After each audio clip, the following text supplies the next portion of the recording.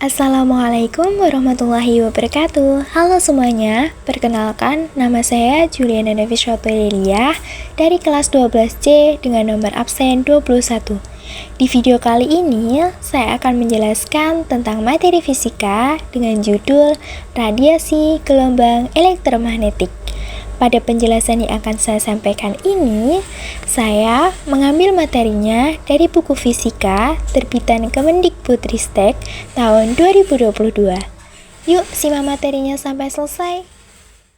Sebelum memasuki materi, di sini saya memberikan gambaran mengenai peta konsep gelombang elektromagnetik. Disimak baik-baik ya. Berdasarkan arah perambatan, gelombang dibagi menjadi gelombang longitudinal dan gelombang transversal. Arah rambat gelombang transversal tegak lurus terhadap arah getarnya, sedangkan arah rambat gelombang longitudinal sejajar dengan arah getarnya. Berdasarkan medium perambatannya terdiri dari gelombang mekanik dan elektromagnetik. Gelombang mekanik adalah gelombang yang memerlukan medium perambatan, sedangkan gelombang elektromagnetik tidak memerlukan medium perambatan. Pada pembahasan yang pertama adalah perambatan gelombang elektromagnetik. Gelombang elektromagnetik dihasilkan dari perambatan medan listrik dan medan magnet yang saling tegak lurus melewati ruang. Teori gelombang elektromagnetik pertama kali dikemukakan oleh James Clerk Maxwell pada tahun 1865 dengan hipotesisnya bahwa perubahan medan magnet dapat menimbulkan medan listrik. Sebaliknya, perubahan medan listrik dapat menimbulkan perubahan medan magnet. Hipotesis ini merupakan penggabungan teori kelistrikan dan kemagnetan yang dikemukakan oleh Hans Christian Ørsted dan Michael Faraday dan Andre Marie Ampère. Medan listrik dihasilkan dari sebuah muatan listrik, sedangkan medan magnet dihasilkan oleh perubahan medan listrik. Sehingga ketika muatan berosilasi dihasilkan perubahan medan listrik dan medan magnet. Jika proses ini berulang secara terus-menerus, maka medan listrik dan medan magnet yang arahnya tegak lurus akan merambat membentuk gelombang elektromagnetik. Besar medan listrik dan medan magnet yang dihasilkan dipengaruhi oleh besar arus listrik dari sumber tegangan. Demikian juga arahnya dipengaruhi oleh arah arus pada kawat tersebut. Jika tiang pemancar diberi arus bolak-balik dengan persamaan sinusoidal, maka besar medan listrik dan medan magnet juga berupa fungsi sinusoidal. Ingatlah bahwa besar medan listrik ditentukan oleh besar muatan. Oleh karena itu, saat tiang pemancar mengalami perubahan listrik, maka medan listriknya akan mengalami perubahan. Perubahan arus listrik ini menghasilkan medan magnet. Besar medan magnet ditentukan oleh besar dan arah arus listrik, sehingga ketika ada perubahan arus, medan magnet juga mengalami perubahan. Arah medan magnet selalu tegak lurus dengan arah medan listrik yang dihasilkan, dan arah keduanya selalu tegak lurus dengan arah perambatan gelombangnya. Bentuk sederhana persamaan medan listrik E dan medan magnet P dari gelombang elektromagnetik dapat dinyatakan menggunakan fungsi sinusoidal, sinus atau kosinus. Misalnya, E sama dengan E maksin omega T plus minus Kx, P sama dengan P maksin omega T plus minus Kx. Dengan E max adalah medan listrik maksimum dan B max adalah medan magnet maksimum. Sedangkan omega adalah frekuensi sudut osilasi dari sumber gelombang. Laju gelombang elektromagnetik di ruang hampa, Maxwell menentukannya secara teori dengan persamaan nu sama dengan 1 per akar kuadrat epsilon 0 mu 0. Dengan epsilon 0 adalah permitivitas listrik di ruang hampa sebesar 8,85 kali 10 pangkat min 12 kolom kuadrat per Newton meter kuadrat, dan mu 0 adalah permeabilitas magnetik di ruang hampa sebesar 4pi kali 10 pangkat min 7 Tesla meter per ampere. Contoh fenomena laju gelombang elektromagnetik dalam medium air. Besar laju gelombang elektromagnetik menjadi lebih kecil saat merambat dalam medium air, karena panjang gelombangnya menjadi lebih kecil meskipun frekuensinya tetap. Laju rambat gelombang elektromagnetik dapat dinyatakan dengan persamaan nu sama dengan lambda F. dengan nu adalah laju cahaya meter per second dan berlaku untuk gelombang elektromagnetik lainnya sebesar 3 kali 10 pangkat 8 meter per second. Lambda adalah panjang gelombang dan F adalah frekuensi. Frekuensi gelombang elektromagnetik ditentukan oleh frekuensi osilasi muatan sebagai sumber gelombangnya. Misalnya, untuk gelombang radio FM yang frekuensinya 88 sampai 108 MHz. Pembahasan yang kedua adalah spektrum gelombang elektromagnetik. Gelombang elektromagnetik memiliki rentan frekuensi yang sangat lebar. Urutan rentang frekuensi atau panjang gelombang dari gelombang elektromagnetik ini disebut sebagai spektrum elektromagnetik. Spektrum elektromagnetik berdasarkan frekuensinya secara berurutan terdiri dari sinar gamma, sinar X, sinar UV, cahaya tampak, inframerah, gelombang mikro, dan gelombang radio. Gelombang elektromagnetik dihasilkan oleh berbagai sumber. Sinar gamma dihasilkan oleh peluruhan zat radioaktif dan radiasi kosmik. Sinar gamma memiliki frekuensi tertinggi, demikian juga energinya.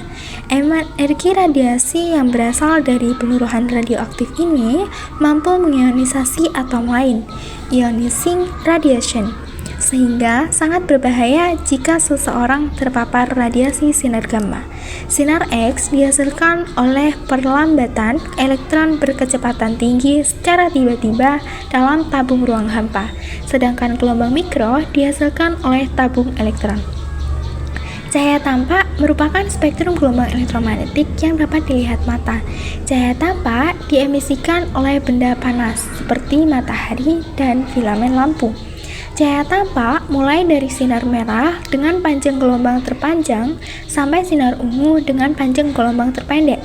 Panjang gelombangnya antara 400 nanometer sampai 750 nanometer. Sinar merah, ungu, dan cahaya tampak lainnya dikenal dengan cahaya monokromatik, yaitu cahaya yang hanya memiliki satu warna atau satu panjang gelombang. Sinar matahari merupakan cahaya polikromatik, yaitu cahaya yang dapat diuraikan menjadi spektrum cahaya monokromatik. Contohnya, terjadi pada peristiwa pembentukan pelangi dan penguraian cahaya matahari oleh prisma kaca. Hasil penguraian cahaya matahari pada prisma tidak hanya menghasilkan cahaya tampak, namun juga gelombang elektromagnetik lainnya yang tidak terlihat secara inframerah. William Herschel pada tahun 1800 melakukan eksperimen untuk menemukan perubahan suhu pada setiap warna yang dihasilkan dari penguraian cahaya matahari melalui prisma kaca. Herschel menemukan cahaya yang tidak terlihat di samping cahaya merah memiliki perubahan suhu tertinggi. Berdasarkan eksperimennya, Herschel menyimpulkan keberadaan sinar inframerah dari hasil penguraian sinar matahari oleh prisma kaca.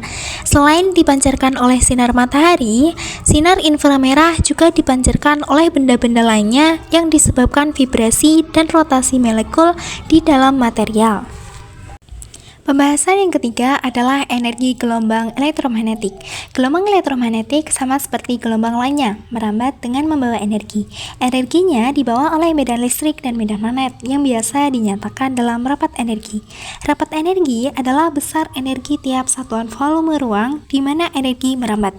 Total rapat energi gelombang elektromagnetik besarnya dapat dinyatakan U sama dengan energi per volume sama dengan 1/2 epsilon 0 E pangkat 2 ditambah 1/2 mu 0 beta pangkat 2. Dengan U adalah rapat energi joule per meter kubik, E adalah kuat medan listrik Newton per kolom, dan B adalah kuat medan magnet atau Tesla. Gelombang elektromagnetik saat merambat di udara atau ruang hampa, medan listrik dan medan magnetnya membawa sejumlah energi yang sama tiap satuan volumenya dengan rumus berikut. Maka persamaan rapat energi dapat dinyatakan U sama dengan epsilon 0 E pangkat 2 atau U sama dengan 1/mu0 P pangkat 2. Pada keadaan maksimum, hubungan antara medan listrik dan medan magnet dapat dinyatakan sebagai rumus berikut. Definisikan persamaan laju gelombang elektromagnetik.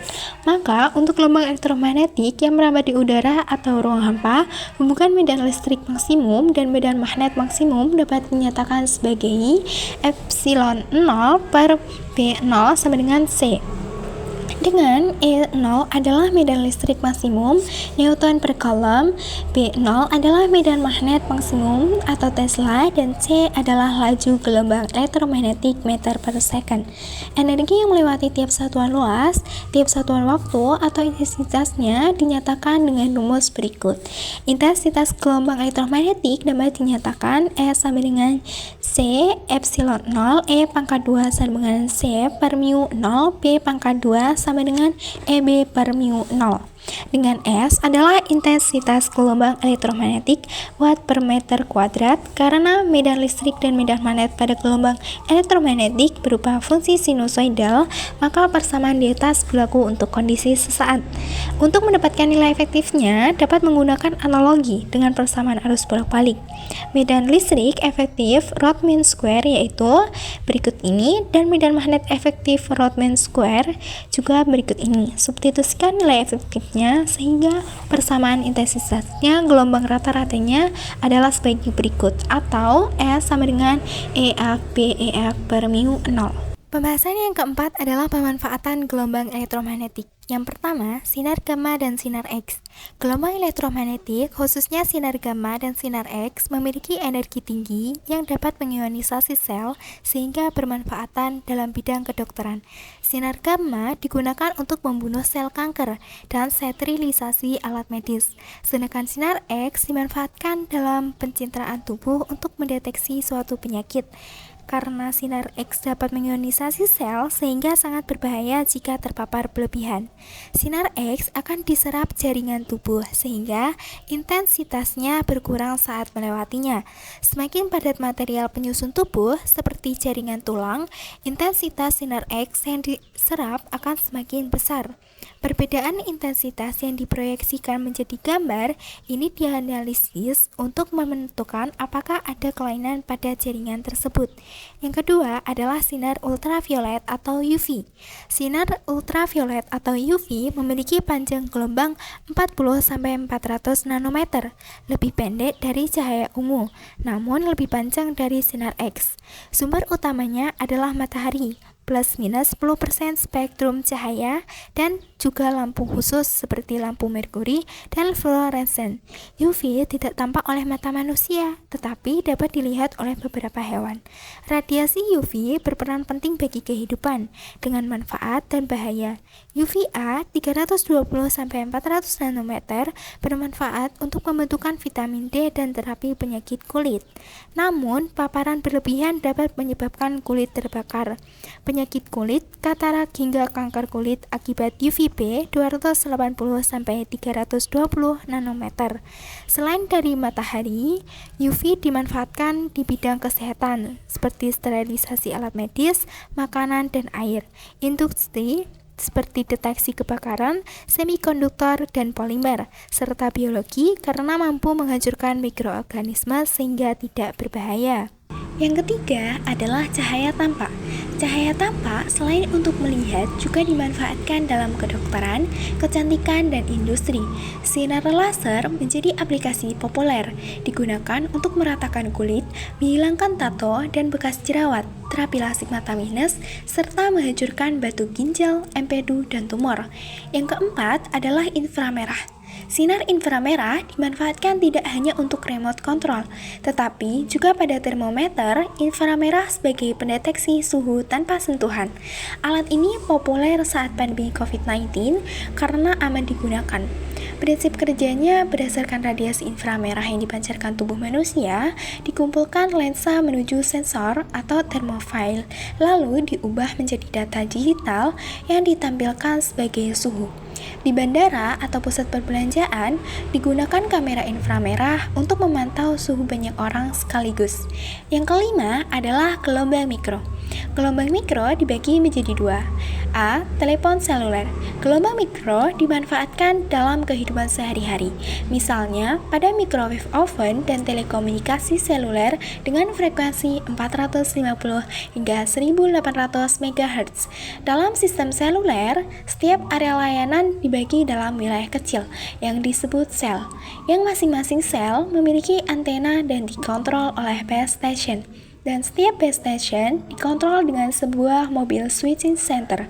Saat panggilan dilakukan, sinyal dari ponsel diteruskan ke base traveler station terdekat, lalu ke mobile switching center, dan diteruskan ke base traveler station penerima hingga sampai ke tujuan.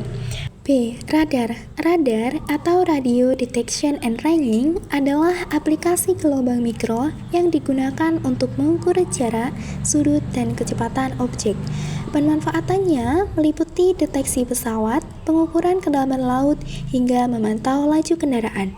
Radar mendeteksi pesawat dengan cara memancarkan gelombang mikro ke arah pesawat. Lalu, pesawat memantulkan kembali gelombang tersebut untuk dianalisis. Beda waktu antara sinyal gelombang yang diberikan dan dipantulkan menghasilkan jarak pesawat dengan persamaan S sama dengan setengah nu kali T, dengan keterangan S sama dengan jarak pesawat, T sama dengan waktu tempuh gelombang mikro pergi hingga pulang, dan nu sama dengan 3 kali 10 pangkat 8 meter per second, sama dengan laju gelombang mikro. Tanda setengah digunakan karena waktu T adalah total waktu pergi hingga pulang, sedangkan jarak hanya dihitung untuk satu arah. Yang keenam adalah gelombang radio. Gelombang radio dimanfaatkan dalam teleskop radio. Pada tahun 1957, Groth-Reber menemukan bahwa matahari memancarkan gelombang radio seperti bintang lain. Ia membuat teleskop radio pertama untuk mengamati spektrum tersebut. Informasi yang diterima berupa angka intensitas dengan panjang gelombang berbeda. Lalu, pada teleskop modern diolah komputer menjadi gambar agar mudah dianalisis. Teleskop radio juga berfungsi sebagai teleskop radar untuk mengamati benda langit dekat bumi, seperti bulan, Mars, Merkurius, dan Venus. Prinsipnya, sinyal radio dikirim ke permukaan benda langit, lalu dipantulkan kembali, sehingga dapat digunakan untuk memetakan permukaannya.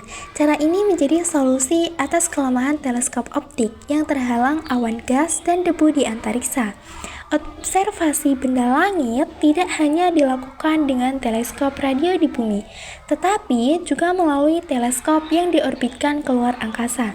Tujuannya adalah agar pengamatan tidak terhalang oleh atmosfer bumi, karena sebagian besar gelombang elektromagnetik terhambat dan tidak mencapai permukaan bumi.